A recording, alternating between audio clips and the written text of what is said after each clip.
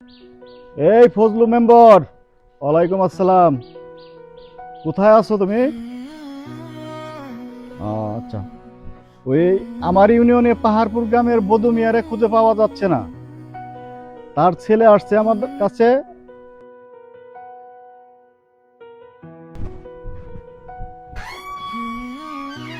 আসসালামু আলাইকুম। ওয়ালাইকুম সালাম। আর সোহাগ, কি মনে করিয়া তুমি? এই একটা কাগজ নিয়ে আসছিলাম। আচ্ছা আচ্ছা, বসো বসো।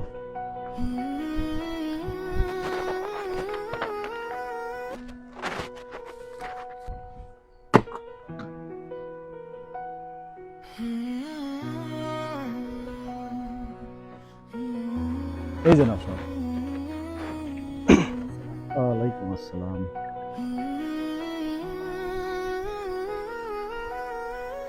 আসসালামু আলাইকুম চেয়ারম্যান সাহেব। ওয়ালাইকুম সালাম। বসো।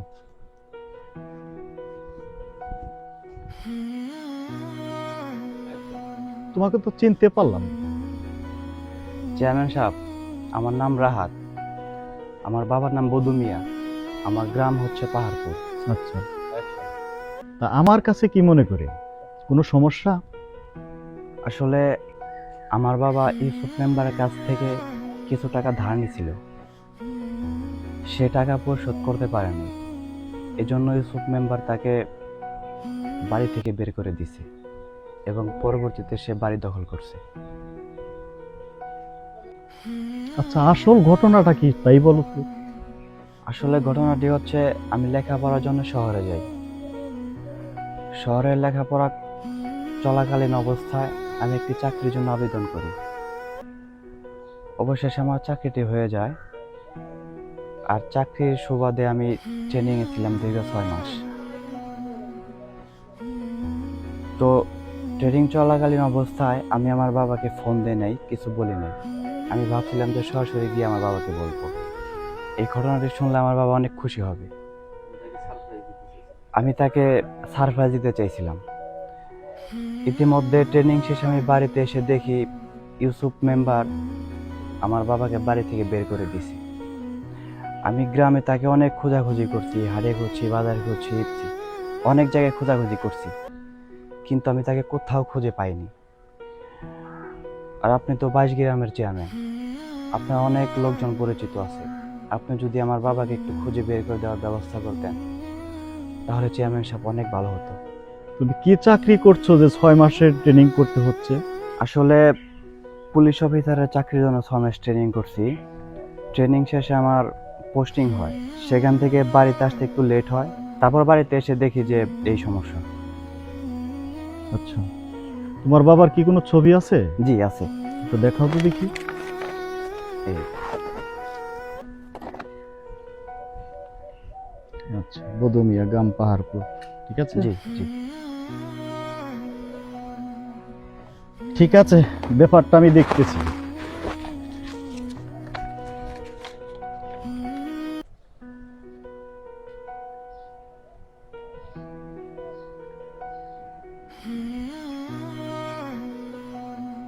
জলিল মেম্বার,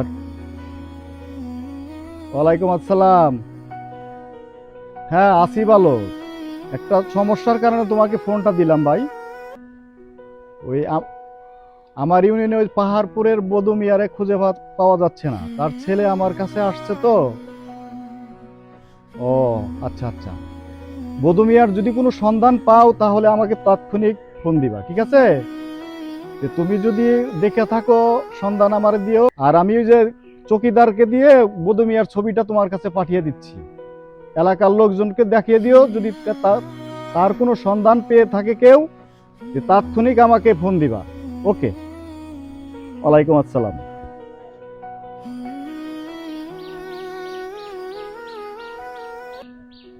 এই ফজলু মেম্বার, ওয়ালাইকুম আসসালাম। কোথায় আছো তুমি?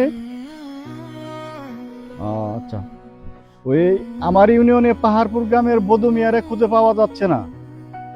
তার ছেলে আসছে আমার কাছে। তুমি চিন্তা নাকি বদু মিয়াকে? আচ্ছা আচ্ছা, ঠিক আছে, তুমি দেখো যদি বদু মিয়ার কোনো সন্ধান পাও তাহলে আমাকে তাৎক্ষণিক জানাবা। আর আমি চকিদার রে দিয়ে ওই বদু মিয়ার ছবিটা পাঠিয়ে দিচ্ছি, এলাকার লোকজনকে দেখিয়ে দিও, যদি কোনো সন্ধান পাও আমার তাৎক্ষণিক জানাবা। হ্যাঁ, ওকে, ওয়ালাইকুম আসসালাম। তুমি কোনো টেনশন করো না, আমি 2 মেম্বারকে জানিয়েছি যে খবরটা, আর সব মেম্বারকে আমি জানিয়ে দিচ্ছি। যদি আমার ইউনিয়নে থাইকা থাকে কোনো জায়গায় তোমার আব্বাকে পাওয়া যায়, আমি তাৎক্ষণিক যত কষ্ট হোক, যত যেভাবে পারি আমি তোমার বাবাকে তোমার কাছে পৌঁছে দিব, দেওয়ার ব্যবস্থাটা আমি করব। ঠিক আছে? আচ্ছা ঠিক আছে চেয়ারম্যান সাহেব, আপনার প্রতি আমার ভরসা আছে বিধায় কিন্তু আমি আপনার কাছে আসছি। তোমার জন্য কি কিছু করতে হবে? ওই ইসুফ মেম্বারকে ফোন দিতে হবে আমার? না না চেয়ারম্যান সাহেব, আমি মেম্বারের টাকা সব পরিশোধ করে দিয়ে আমার বাড়ির দলিল আমি নিয়ে গেছি। চেয়ারম্যান সাহেব, আপনি শুধু আমার বাবার একটু খুঁজে বের করে দেওয়ার ব্যবস্থা করেন। ঠিক আছে, আজকে সময়ের স্বল্পতার কারণে সময় দিতে পারলাম না। তোমার বাপেকে খুঁজে পাওয়ার জন্য যা যা করার লাগে আমি চেষ্টা করতেছি এবং করে যাব। ঠিক আছে, আমার একটা বিচার আছে তো, ওখানে জরুরিভাবে যেতে হবে। ঠিক আছে ভাই? আচ্ছা ওকে ঠিক ওকে। আছে।